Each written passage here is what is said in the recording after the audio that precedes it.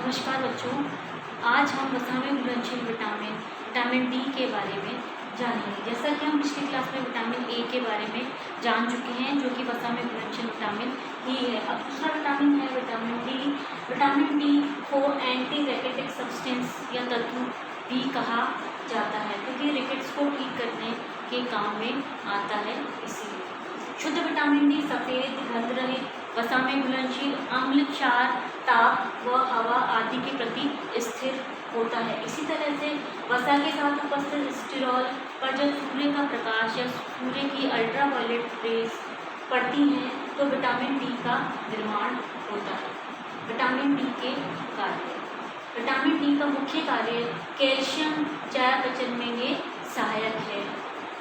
इसके अलावा रक्त एल्कलाइन फॉस्फेटेज एंजाइम की मात्रा को यह नियंत्रित करता है। फास्फोरस चयापचय में ये सहायक होता है। विटामिन डी रक्त नलिकाओं से अमीनो अम्ल अवशोषण को बढ़ाने का कार्य भी करता है।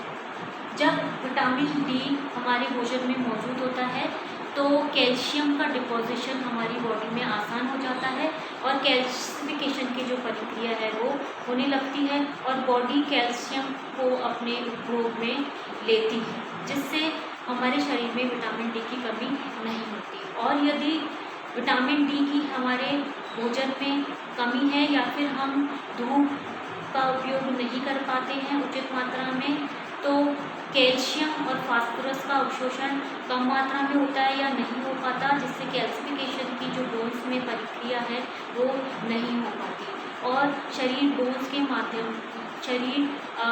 के लिए कैल्शियम और फास्फोरस को ग्रहण नहीं कर पाता, जिससे अस्थियां व जो हड्डियां हैं वो कमज़ोर होने लगती हैं। दांत भी जल्दी कमज़ोर हो जाते हैं और गिर भी जाते हैं। प्राप्ति के साथ विटामिन डी की उपस्थिति कुछ जंतु भोज्य पदार्थों में होती है, वनस्पति भोज्य पदार्थों में इनकी उपस्थिति नहीं होती। विटामिन डी का जो प्रमुख साधन है वो मछलियों के यकृत का तेल, अंडा, मक्खन, दूध, पनीर आदि है। 1 माइक्रोग्राम विटामिन डी बराबर होता है 40 IU यानी कि 40 अंतर्राष्ट्रीय यूनिट के। विटामिन डी की कमी से होने वाले रोग। विटामिन डी की कमी से मुख्यतः 2 प्रकार के रोग होते हैं। बच्चों में एक तो रिकेट्स नामक रोग हो जाता है और बड़ों में या प्रौढ़ों में ऑस्टियोमलेशिया नामक रोग हो जाता है। तो हम सबसे पहले रिकेट्स के बारे में जानेंगे। जो रिकेट्स रोग है उसमें मुख्यतः जो लक्षण दिखाई देते हैं, टांगों का झुकना व मुड़ना।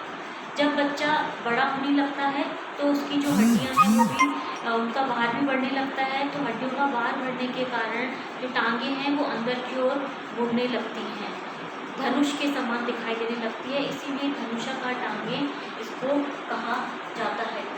इसके अलावा लंबी हड्डियों के सिरे बढ़ना। चूँकि लंबी हड्डियों के जो सिरे हैं वो बढ़ने लग जाते हैं तो बच्चों को चलने में परेशानी होती है और काफ़ी दर्द को भी उन्हें सहना पड़ता है। नेक्स्ट है नॉक नीज, यानी कि जो घुटने होते हैं वो अंदर की तरफ मुड़ जाते हैं, तो इसी कारण इनको नॉक नीज के नाम से जाना जाता है।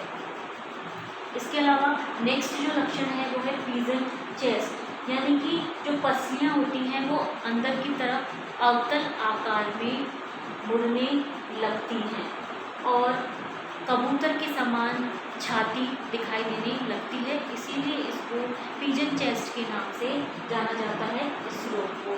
रिकेट्स रोग में और जो अन्य लक्षण दिखाई देते हैं उसमें एक रिकेटिक रोजरी भी है। रिकेटिक रोजरी को इसलिए कहा जाता है कि जो पसलियाँ होती हैं वो फूलने लग जाती हैं और पसलियों का जो फूला हुआ भाग है उसमें मोतियों के समान संरचना दिखाई देने लगती है, इसीलिए इसको रिकेटिक रोजरी के नाम से जाना जाता है।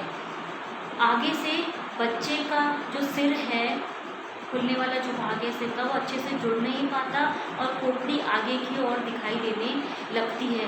तो ये एक स्वास्थ्य की दृष्टि से यदि देखा जाए तो ये एक असामान्य लक्षण की ओर इंगित करता है। यह असामान्य स्वास्थ्य की असामान्य स्थिति को इंगित करता है, जो कि विटामिन डी की कमी होने को बताता है। विटामिन डी का जो कमी का जो प्रभाव है वो दांतों पर भी पड़ता है। अस्थियों के समान ही इससे दांत जल्दी गिरने लगते हैं और दांत जल्दी टूटने भी लगते हैं। यदि दांत जल्दी निकल आते हैं तो ठीक से निर्मित नहीं होते हैं। इससे विटामिन डी की कमी से जो सामान्य वृद्धि है वो रुक जाती है। तो ये हमने जाने कि विटामिन डी की कमी से रिकेट्स नामक रोग में कौन कौन से लक्षण दिखाई देते हैं। जैसा कि मैंने आपको बताया कि जो रिकेट्स है वो बच्चों में दिखाई देने वाला रोग है जो कि विटामिन डी की कमी से होता है। इसी तरह से दूसरा रोग जो कि विटामिन डी की कमी से प्रौढ़ों में होता है, इसीलिए इस रोग को प्रौढ़ रिकेट्स या ऑस्टियोमलेशिया के नाम से जाना जाता है। इस रोग में अस्थियों में कैल्सिफिकेशन की प्रक्रिया नहीं हो पाना, यानी कि जैसे मैंने आपको अभी बता चुकी हूँ कि जब यदि विटामिन डी की शरीर में कमी हो जाती है तो कैल्शियम और फास्फोरस के चयापचय पर प्रभाव पड़ता है और कैल्सिफिकेशन की प्रक्रिया नहीं हो पाती है।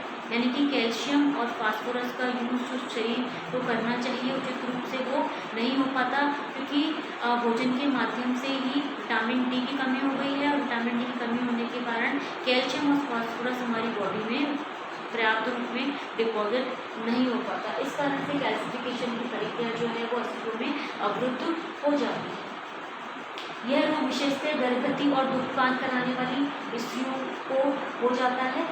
इसमें अस्थियां कोमल हो जाती हैं और झुकने लगती हैं। रीढ़ की हड्डी भी झुकती हुई नजर आने लगती है। टांगों व कमर की जो अस्थियां हैं उसमें हमेशा दर्द बना रहता है। स्त्रियों को सीढ़ियाँ चढ़ने, मुख्यतः स्त्रियों को हम कह रहे हैं कि सीढ़ियाँ चढ़ने में और चलने में भी परेशानी होती है। अक्सर ऐसा देखा गया है कि इसमें अस्थियां टूटने की संभावना भी रहती है। श्रोणि मेखला संकुचित होने लगती है और श्रोणि मेखला के संकुचित होने के कारण जो गर्भपात जैसी स्थिति है वो बन जाती है, तो गर्भपात की संभावना भी यहाँ पर अधिक हो जाती है ऐसी स्थिति में। ये तो हमने कमी के कारण होने वाले रोग को जाना, जिसमें हमने रिकेट्स और ऑस्टियोमलेशिया के बारे में जाना।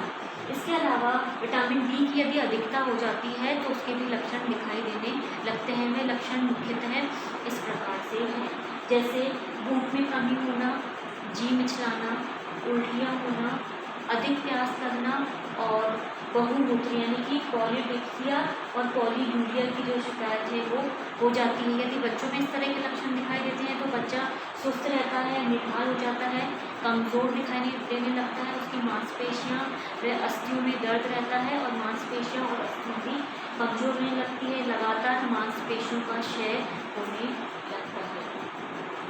कैल्शियम धमनियों, गुर्दे, फेफड़ों में जमा होने लगता है और लगातार यदि ये जमा होता रहता है और स्थिति का पता नहीं चलता इस स्थिति का समय रहते हैं, तो चूँकि कैल्शियम धमनियों, गुर्दों और फेफड़ों में जमा होने लगता है तो लगातार ऐसा होने से व्यक्ति की मृत्यु भी हो जाती है या बच्चे की मृत्यु भी हो जाती है।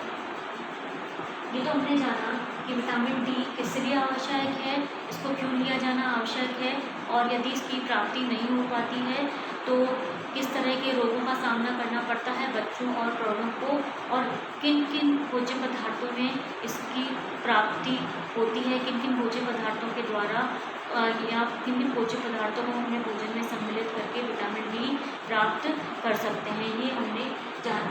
अब है इसकी प्रस्तावित दैनिक आवश्यकता, यानी कि हमारे भोजन में दैनिक रूप से कितना विटामिन डी होना चाहिए। तो देखिए बच्चों में 10 माइक्रोग्राम होना चाहिए विटामिन डी। इसी तरह से बड़े बच्चों और प्रौढ़ों में 5 माइक्रोग्राम विटामिन डी होना चाहिए। गर्भवती में दुग्धपान कराने वाली जो माताएं हैं, स्त्रियां हैं, उनको 10 माइक्रोग्राम विटामिन डी लेना आवश्यक होता है।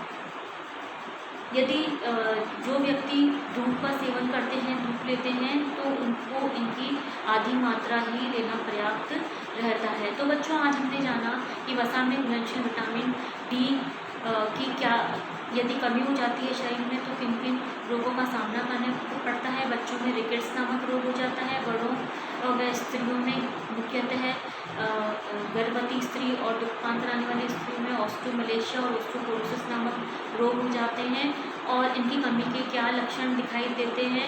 इसके अलावा अधिक विटामिन डी की अधिकता से क्या होता है, उसके क्या लक्षण हैं, और प्रस्तावित दैनिक मात्रा इसकी कितनी होनी चाहिए। कौन कौन से भोज्य पदार्थों को हम सम्मिलित करके अपने भोजन में विटामिन डी प्राप्त कर सकते हैं। इसके लिए मुख्यतः दूध का सेवन करना भी आवश्यक